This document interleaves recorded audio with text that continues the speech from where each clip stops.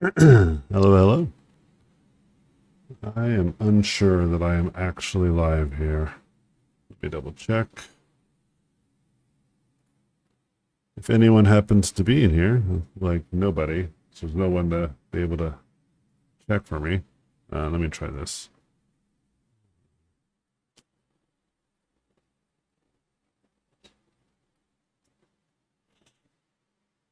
Oh yeah, it looks like I am live. I might have a few people in here. Okay, great. For those of you who are in here, can you comment to let me know this is actually going live? I am going to act as if it is and move forward. Oh, looks like it is. Okay, great. Thank you. It's always pretty sloppy to get a live stream going. You know what I mean? It's like, what do you say at the beginning of a to make sure people know what's up? There's a lot of people that I follow that do that. Well, they'll get started on a live stream, and you just like 20 minutes of them just trying to figure out the settings. Anywho, um, for those of you who are unsure, kind of the theme of today's stream, if the title wasn't clear, one of my close friends, Rob Sevilla, just passed away not too long ago. He was battling pretty much pretty bad cancer for quite a while, and ultimately passed. And so I've had some time to really reflect. A lot of close friends of his and family was able to get a hold of me and let me know this happened. So I was able to kind of react in a private way. I didn't have to say or do anything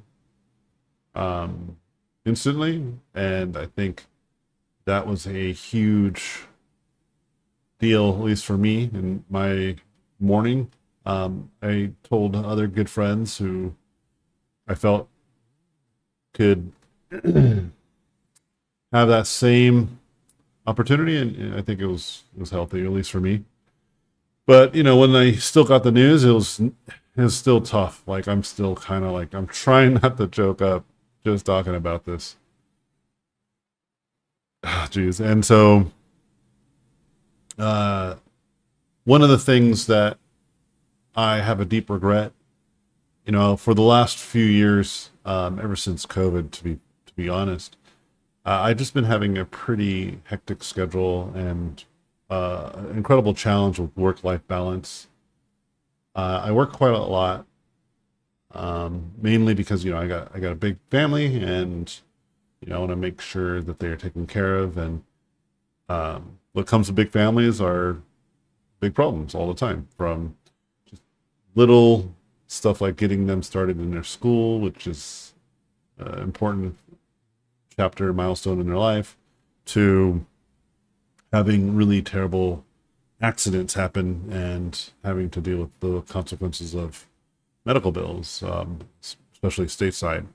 And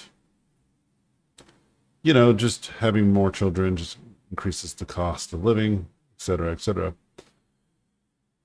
And so I've always been pretty busy. And when I found out about Rob, like, I kind of was like, damn, dude. And I wasn't sure how to deal with it. And at this time, I was far away and there was a lot of other things going on. But it did seem like he was fighting it and was coming out of it strong. And there was some good news where it felt like he was on his way of true recovery. And he reached out to me maybe a month or two ago and was like, hey, like I just saw this art piece you did on your Instagram. Like I would love to get a demo. And so, being kind of the person I am today, I was just like, yeah, let's do it. But I'm busy. Let's just try to find some time. And in my mind at the moment, I just was like this is great. Like he's coming around, he's reaching out to me. Like that's a good sign, isn't it? Like he's feeling like he can get back to some normal aspect of his life. And one of the things that we used to do is just give demos to each other. Like throughout my entire career, as I was a student in school, he would always do really awesome line drawings and talk about design and explain to me like what he felt was great. And he would never like bestow on me like this is better or this is the best way to design, and that really stuck with me, which is his kind of fluidity. And whenever I discovered anything new, he would talk about it, and I would show him stuff. And I actually have some videos that one of my good friends, Kalen, found of us like at our old school and just talking shit, just talking about design and art, and it was just beautiful, you know. And one of the things that, like I said, I really regret was I didn't get to share that one more time with him. Especially, you know, he asked, and I was just like, yeah, let's do it. And I'm just been so busy. And now, with some perspective, I wasn't that busy. I could have found some time. We could have jumped on Zoom. We could have done this, that.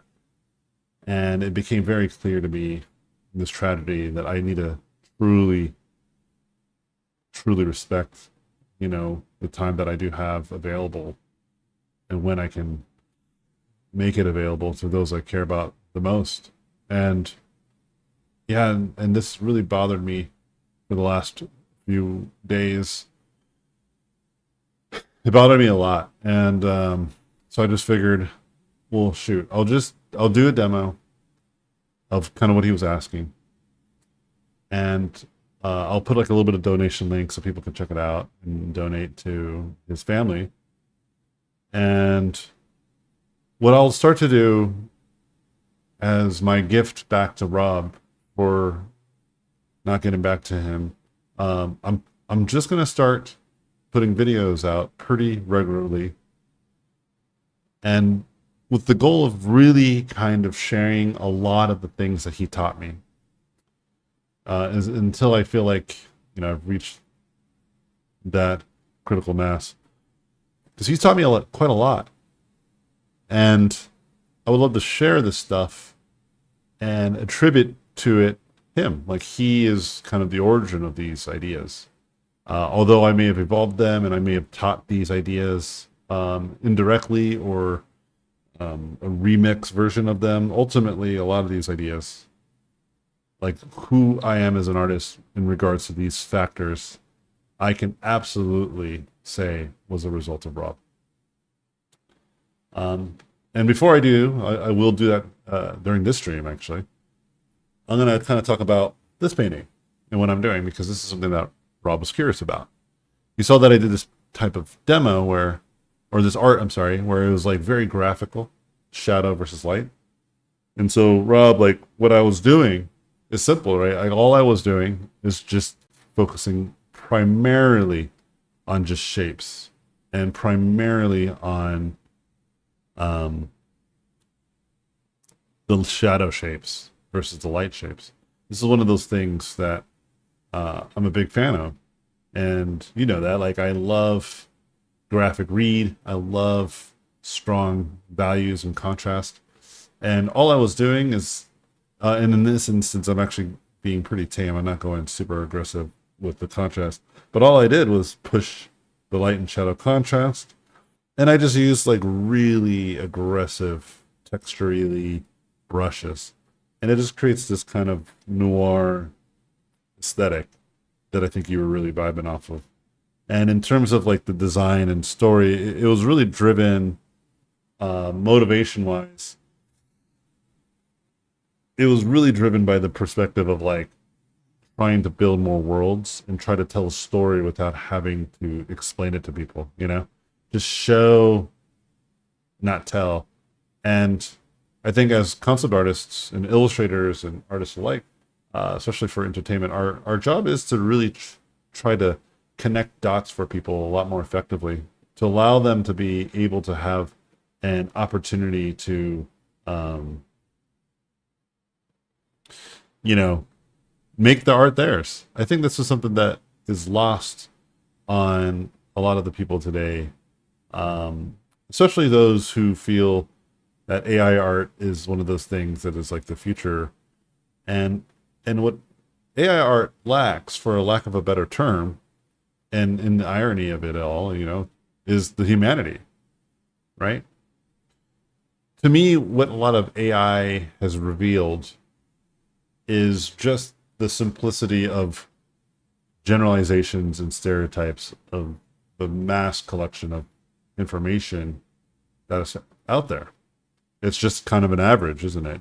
And it's incredibly hard to focus it.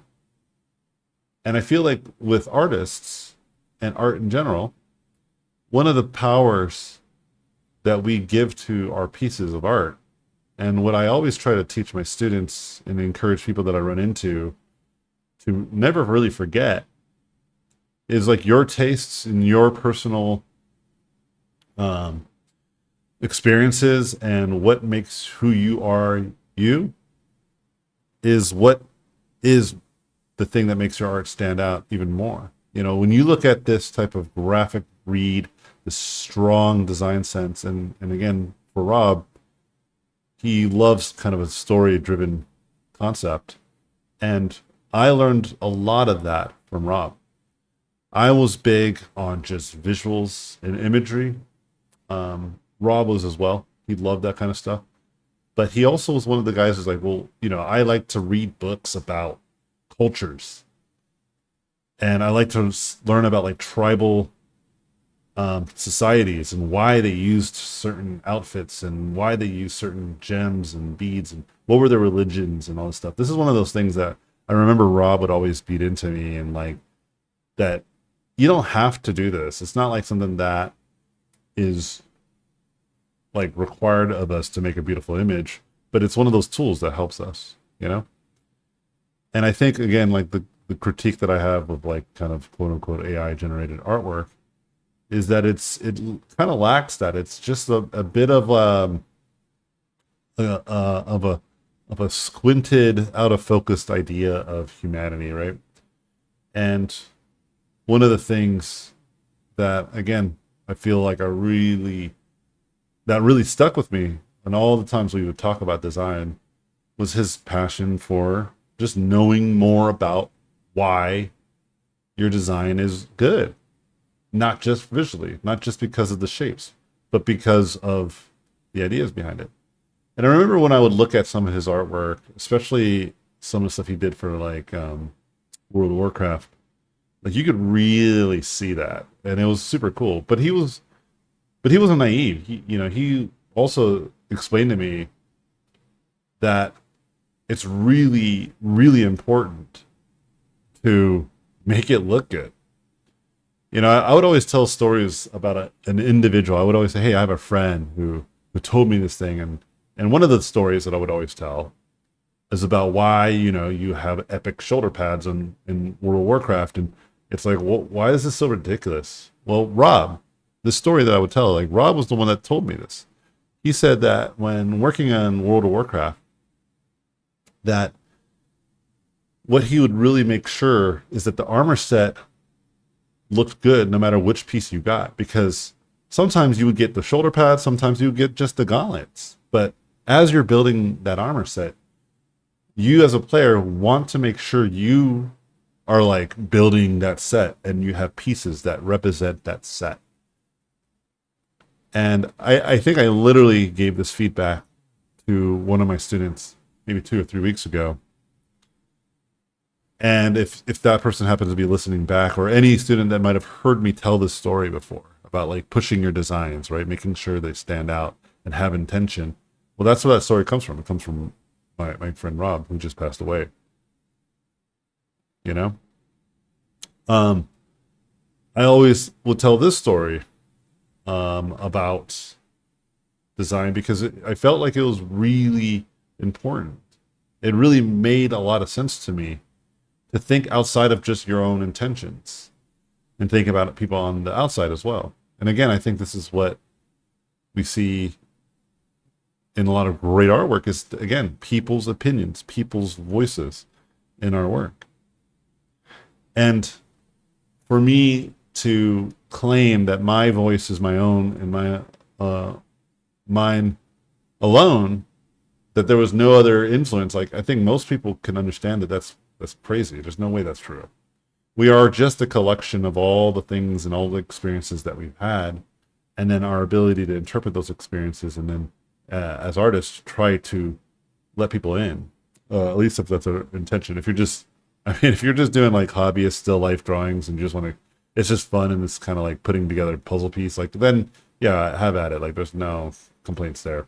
But for those of us who are trying to make artwork that appeals to others, then this is one of those things, right? This is one of those things that you got to remember. Like what we're trying to do a good job of is to try to speak to other people. And yeah, my good friend Rob was one of those people that all throughout knowing him and talking about art, like this is something that just always stuck with me, man. Like he would just always talk about this stuff, and as I would, like, one thing that I loved about our conversations is that we would argue a lot too. He would I would disagree with him about like certain things. Or like, nah, dude, design's like not that floaty,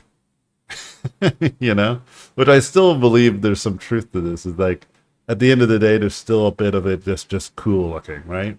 And that's just a little bit more primal. It's less cerebral, perhaps. And I don't think he would disagree with this wholeheartedly, but it would be one of those things where I'll talk about Transformers and he'd be like, "Oh my god," he'd not be happy that I like Transformers designs, and I'm like, "They're dope." And so, but it was always great. It was really great to have something like that. And one thing I think was really wonderful to talk about my buddy Rob, that also is who I am. And again, my voice as an artist, what he provided for me. And there's another person, I'll give a notable mention. There's another person who gave me this voice of who I am today, which is kind of like the person that most people know me as. Is like when you meet me at an event or you meet me in person, I am the same person that you hear me online in my tutorials and my interviews, whatever it may be. I am pretty much the same person, like anywhere and everywhere you ultimately will meet me. And this is one of the greatest compliments I get usually is that I am very approachable. And Rob, amongst a few others, one that comes to mind that's really notable, and I'll mention them in just a second, but we'll stick to Rob for this part of the explanation, which is Rob met me when I was still kind of like a student. Like I was still trying to get kind of my foot in the door, Like I was still trying to figure this shit out. And we met at like, I don't remember exactly, but we definitely met at like AI, which was this, ironically, which is a school, which was not the best school, especially the OC one, which ultimately was proven and is absolutely a scam of a school. Long story short, we meet there. I think I'm doing like a bit of a demo amongst my peers because that's one of the things we used to do. We just do demos for each other and help each other out and give feedback on our work.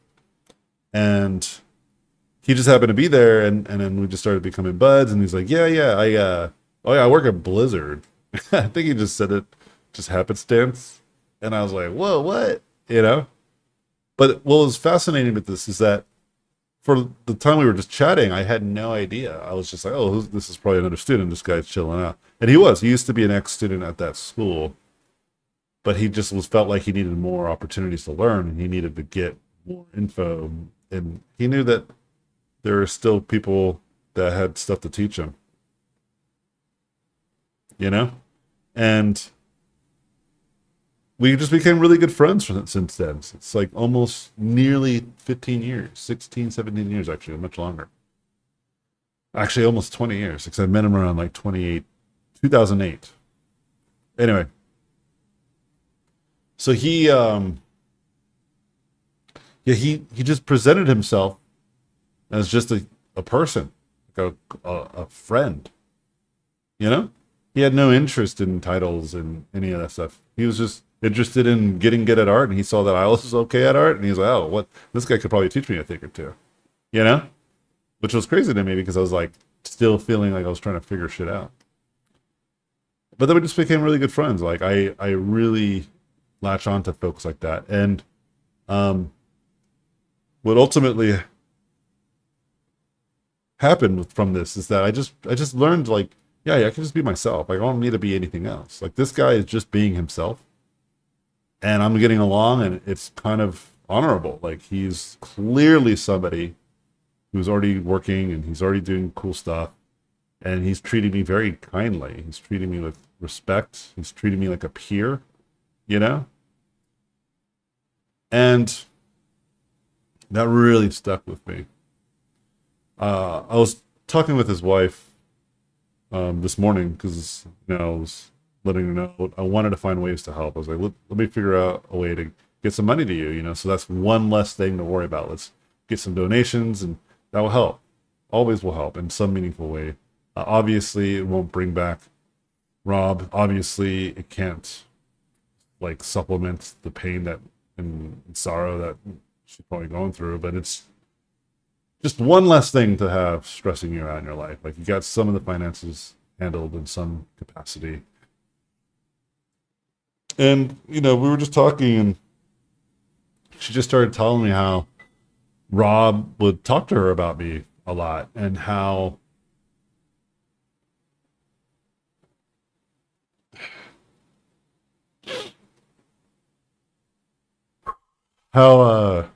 he was proud of me.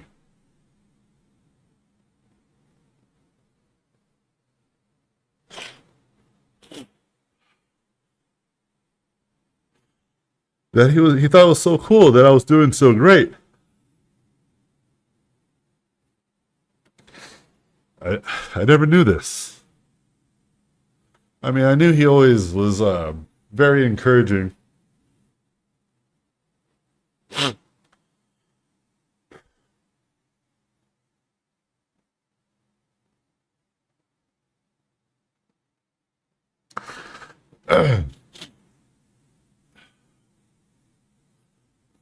I knew he was always very encouraging, but it just it's just nice to know that he was like that even behind closed doors. He didn't need me to know that he was proud of him. He just was, and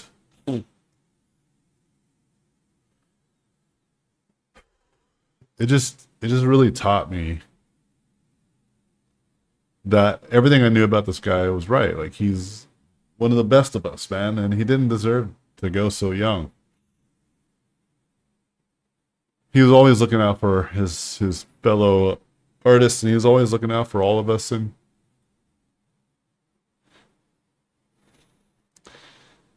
if I had a chance, I would have told him the same, man. Like I feel like he known that I was very happy for all the things he accomplished. Like he started his own school. He got inspired. I remember one time he was talking to me. He's like, "How do you have time, dude? Like to fucking do all this cool shit, like paint and do all those things, and you know?" And I said, "Oh, dude, you have plenty of time. You have absolutely tons of time. You just got to make it." And he's like, "Ah, I don't know, I don't know." And then he had his first kid, and he knows that I have lots of kids, and he's hearing me say that I have time, even though I have like a quadrillion children.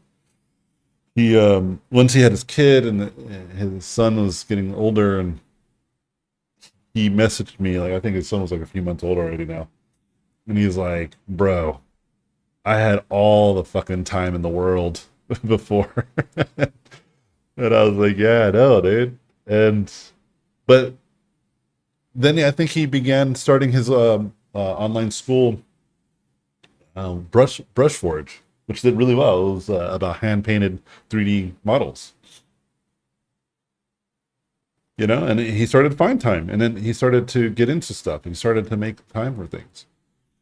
So just to hear that from his wife, that like he genuinely cared about my success, that I always felt was true, for her to just be like, "Yeah, he absolutely was," like that means a lot to me. Because I was in the same corner with the guy, man. I was always rooting for him, and I just feel like I may have failed him during his time in need, man. Like I know he was trying to not be a burden, but I mean, this is the point of this types of friendships, right? Perhaps if the world wasn't crazy, I could have had a less resistance, but honestly, I don't think that's enough. That's not enough rationale. And so I miss him, man. I feel like I had more opportunities with the guy. No, I don't. Yeah, so I wanted to tell you guys that, like, if you feel any connection to who I am, and if you've ever met me and you felt, man, this is great, you can thank Rob for the type of kindness I wanted to project onto others when it comes to growing the community and being one with the community. He was one of the biggest influences to me in that. And one thing that I will also mention, honorable mention, because I don't think it's just him. There was plenty of other people. But one that also comes to mind, and I love this story, is of an artist named Nathan Fowlks. I remember before I met him in a professional capacity, because we became, professional colleagues. I would never say that we're like the best of friends, but we would meet on these occasions and became, friends. But before any of that, before I'm doing anything meaningful, I'm just trying to get my foot in the door type of vibes. I go to, I think it was Comic-Con. I see Nathan Faust, big fan, been to plenty of his workshops. Great educator. And I was like, oh, dude, I want to talk to this guy. And I just want to tell him how much I think he's awesome. And just congratulate him. And Nathan saw me waiting in line, and he's talking to this person, and it's clear to me it's like a friend of his, and she's like talking to him a lot, and there's a lot of people in line, but I was like the next in line, right? And so she's just talking to him, and they're just catching up, and I absolutely don't mind. I'm like, yeah, I'm just excited to just chat with this guy, even if I have to wait here for 40 minutes. I have no problems, And he recognizes that, though. He recognizes that his friend's talking quite a bit. He sees that I'm waiting and a few others are waiting. But he looks at me. He tells his friend, hold on. He looks at me and he says, hey, listen, like, I really want to talk with you. Like, give me like 5 more minutes. Like, I'll wrap this up. It's just a really close friend. I haven't seen her in a while. I want to try to catch up. But I really want to talk with you. I really appreciate you waiting and being patient with me. And I was like, what? Oh, yeah, dude, totally. And in my mind, I'm just like, this is like a rock star. Like, let them cook. They can do whatever they want, But the fact that he apologized, where he had no need to apologize. I was not frustrated or upset or felt betrayed or wronged in any meaningful way. He owed me nothing. I was waiting in a line that was not paid. It was just free for anyone. The first come, first serve type of thing. Like, there is no reason for him to be obligated to chat with anyone here. But the fact that he took some time to just say, like, sorry, really compounded these feelings I had and learned from, again, folks like my friend Rob.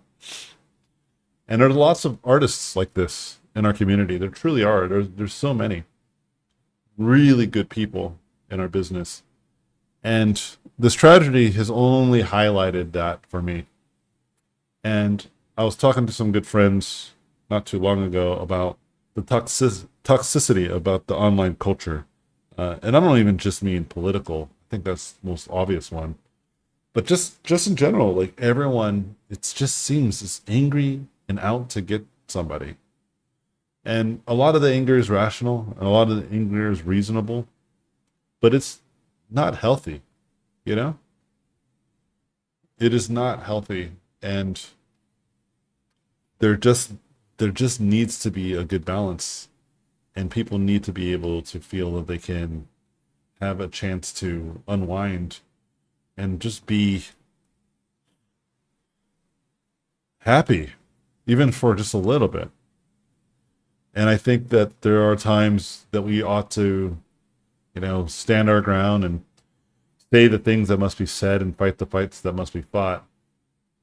But Rob was one of those people that just reminded me that it's just good to have a good time too, because I would never have a bad time hanging with that guy.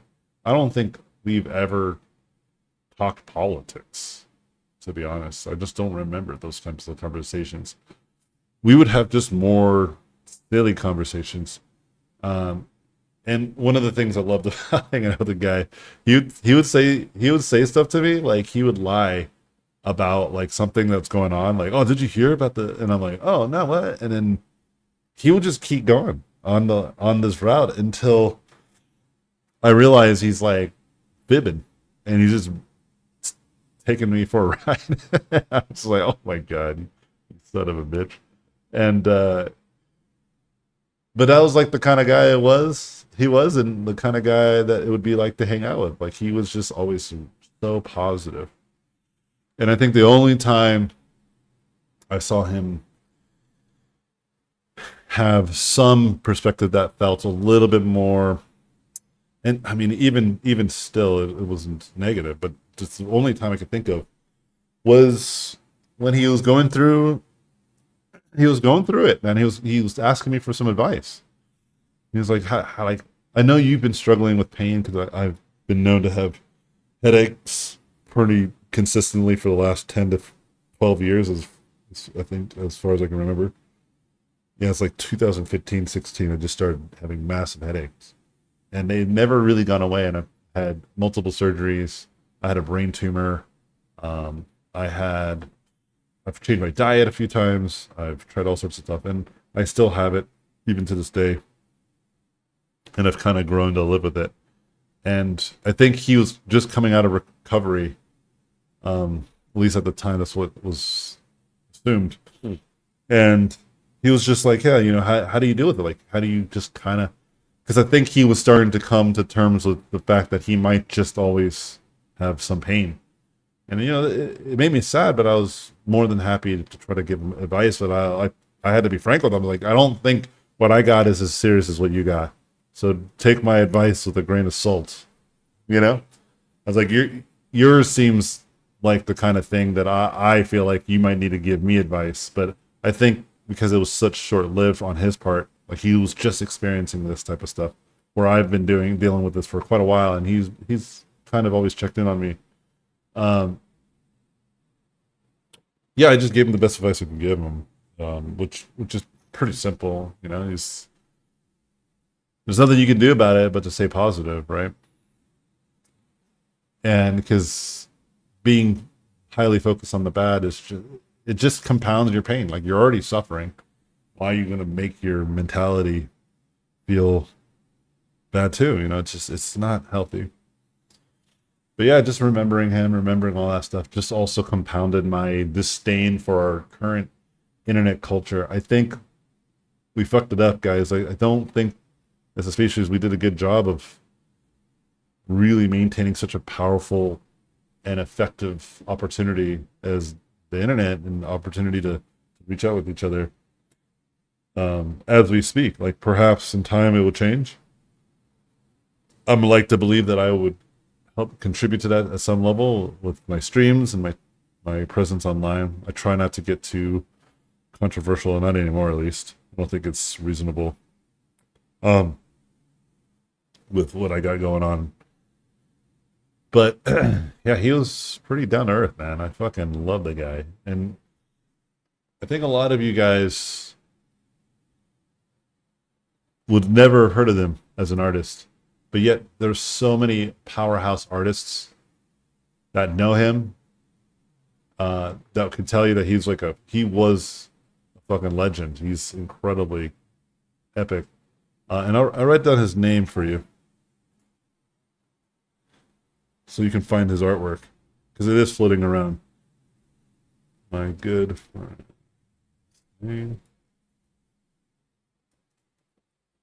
Yeah, especially his line art. His shapes and designs are incredibly powerful.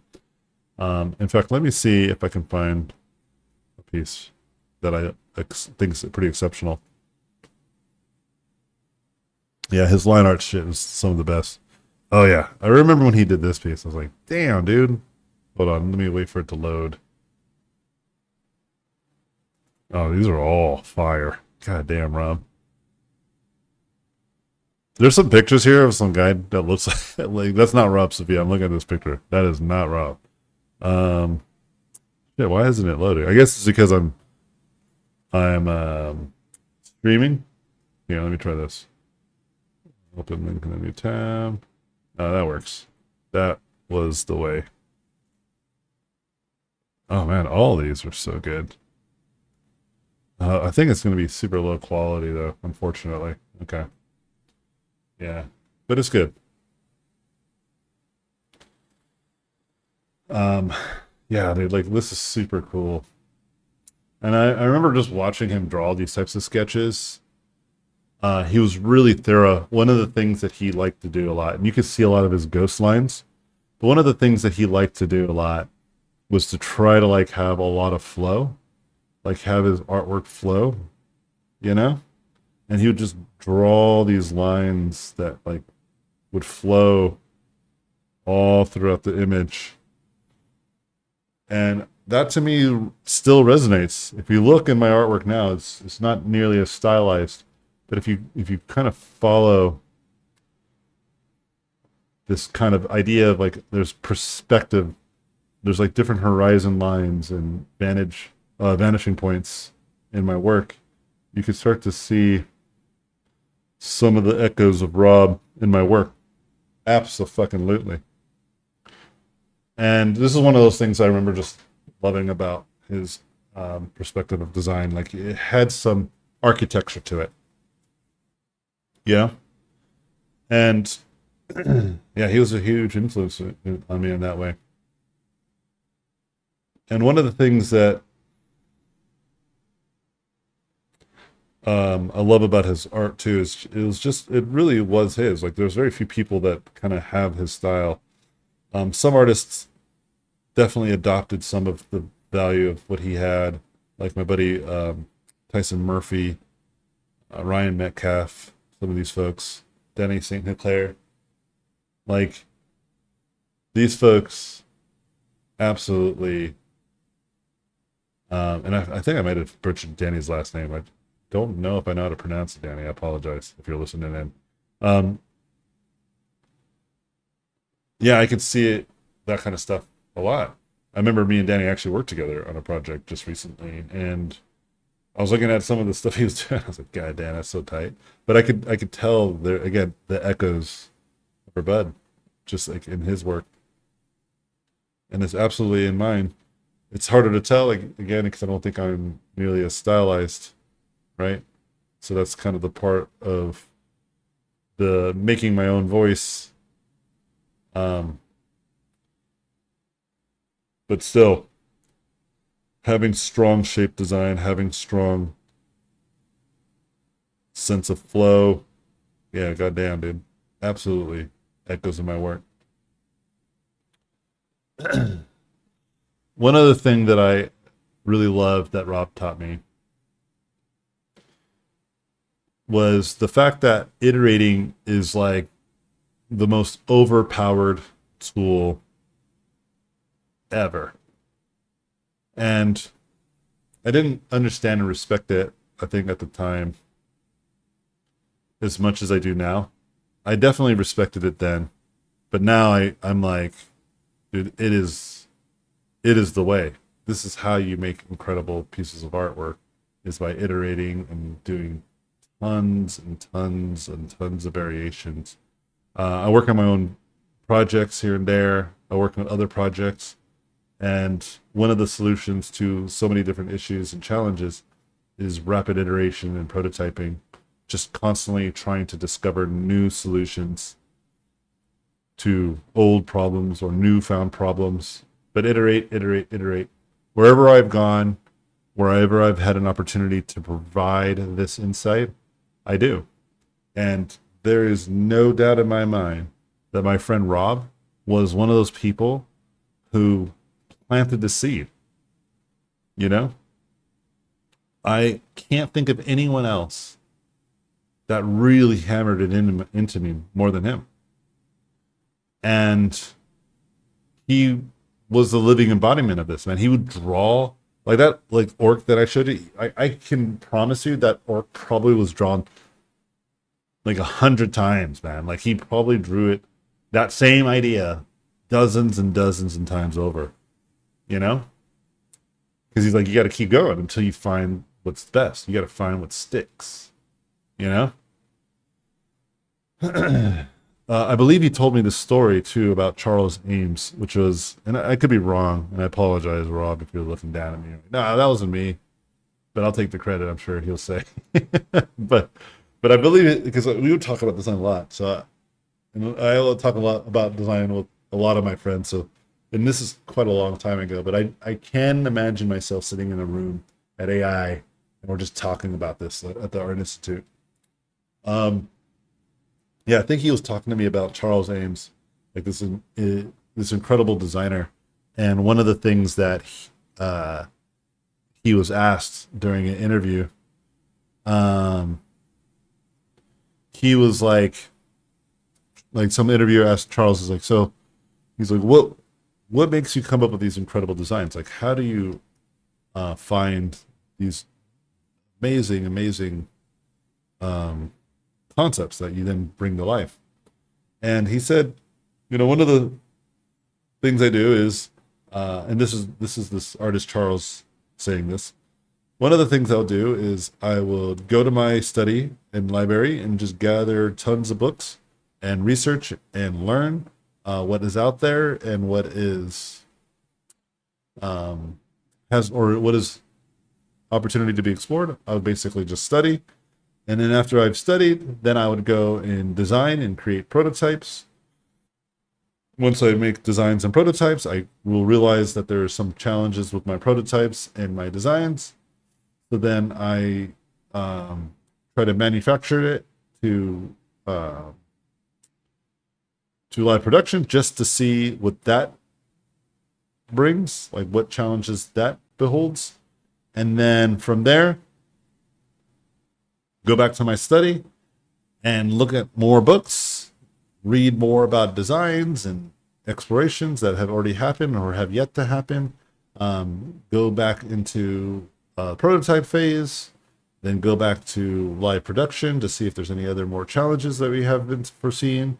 Then go back to studying, and then go back to prototyping.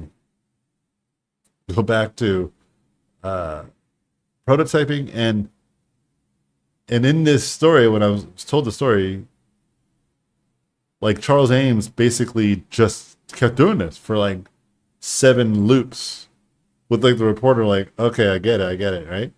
And this designer ultimately, Charles, ultimately ends with, yeah, I keep doing this though until the product needs to be shipped, until the due date.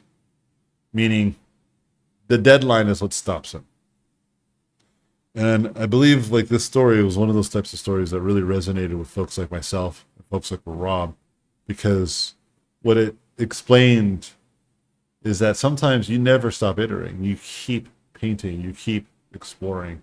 And this is something that really shaped who I am as an artist, from my ability to iterate and be okay with feedback, that I will make huge sweeping changes to my design on the fly, to my speed. One of the factors of that, iterating, like introduced me to the idea that I can go even faster, to iterate quicker. This is something that I think Rob was always impressed with, and he would always ask me questions about this. But definitely was rooted from the spirit of iteration. And I can't stress enough that I have taught countless amounts of students, and I have told them, iterate, study, practice, train. Even just literally a week ago in my classes, like literally, I'm telling people, like I had a conversation with a student the other night, and I said, trust me on this. You've got to just train, practice, study, iterate, like over and over. You just got to keep doing this. I always explain that I just have like 100 different ways to tell people that all they got to do is practice and study. And one of the biggest influences in my life that makes me say this advice with such confidence, outside of my own personal experience, was someone like Rob, because Rob demonstrated it. And he explained it to me just as plainly as I explained it to other students.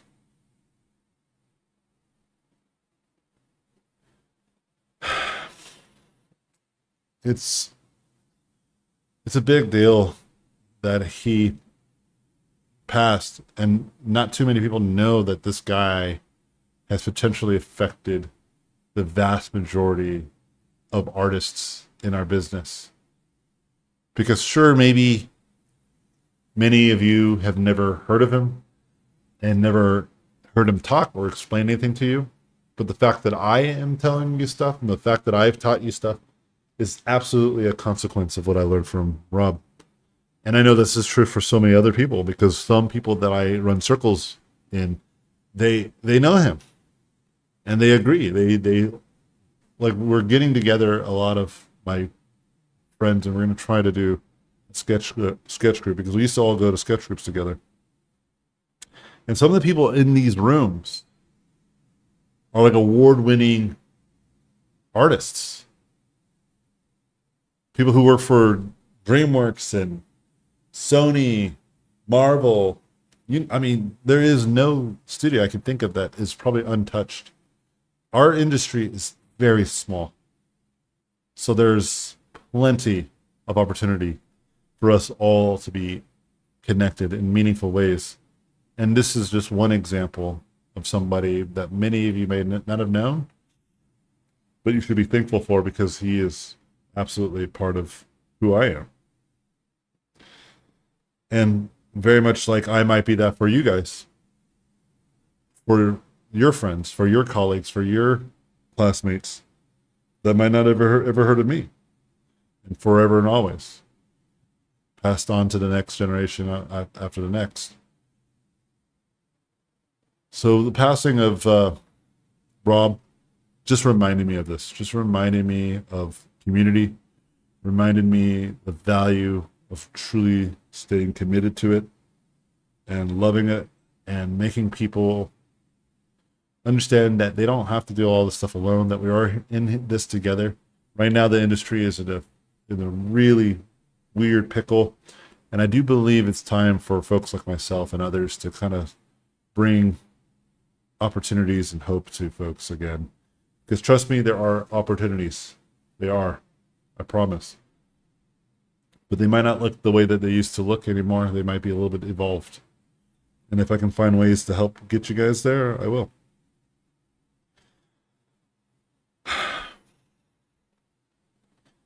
All right, well, listen. I'm going to stop the stream for right now. I do appreciate everybody for joining in. And I apologize if this was probably a little more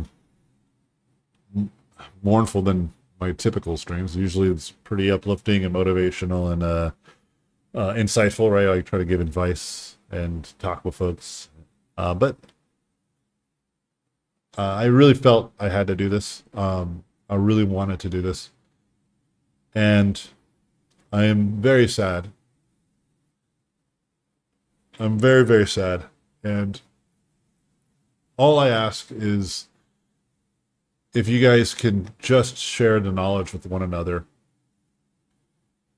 be supportive of each other, and never forget that you may have influence on others, and sometimes they might need to know. They might need to know that you really appreciate them. You never know. You never fucking know. And I think everyone feels so alone in this industry, but trust me, man, like, we're tight. Trust this. There are so many of my art friends who are just coming together in this time of mourning. And again, it just reminded me, community is awesome. And I don't know where it got diluted or got lost, or it feels like there's different camps. There are not. We are all in this together, truly. I go to Lightbox and events like this, and I just run into friends, countless amounts of people, like every 5 steps, just friends. And it's becoming more clear to me that the community needs to be reminded of this in any meaningful way, because it feels disjointed. And I think whenever we go to events like Lightbox, it's a reminder. But this tragedy really kind of slapped me in the face. And I just want you to all know that I do appreciate all of you guys. Many of you have absolutely supported me in my career and given me so many opportunities as well. And I always feel more than happy to talk with artists that are on their way up, give them as much advice as possible. I still keep in touch with as many students that I've taught and been involved with. And although I say, and I am busy, as a consequence of me not following through on a promise to a good friend, I never was able to truly fulfill the demo that he asked of me. And so I feel I have to make it up to him somehow. So I apologize if, again, this is a little bit one of those sadder streams, but yeah, please understand that I only want to help out as many people as possible, and I just also just felt like I needed to get this stuff off my chest. I plan to meet up with some close friends eventually. I'm sure it's going to be also a tear fest, but it needs to happen. It's completely healthy to mourn. And so, with that being said, I'm gonna try to be more regular and show up for you guys and try to keep sharing knowledge that I know for sure that was sprung from Rob. I'm telling you, man, there's so much of who I am as an artist that definitely I have to give credit to that guy.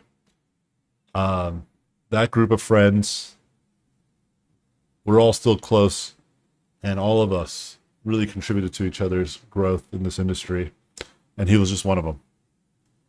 Anyways, I love you guys. I am very appreciative of all of the artists that are trying to get out there, and I assure you that the industry looks dire on the surface, and even behind the scenes there are true challenges, but I promise video games, TV shows, movies are still needed and still being made and still need incredible folks like ourselves to help make them. I promise you that has not changed. It's just that people that have the money potentially don't realize how valuable we really are until they stop making money. But I believe that as a consequence, many of us will start to do our own thing and create a new market that is truly from the creators' hearts. And if I can be a voice and a pioneer to help frontier that, you bet your ass I will. And I will teach you guys how I did it, just like I teach you guys how I paint. Hope you guys have a good rest of your night. Be kind to others. Tell the people you love them. Cheers.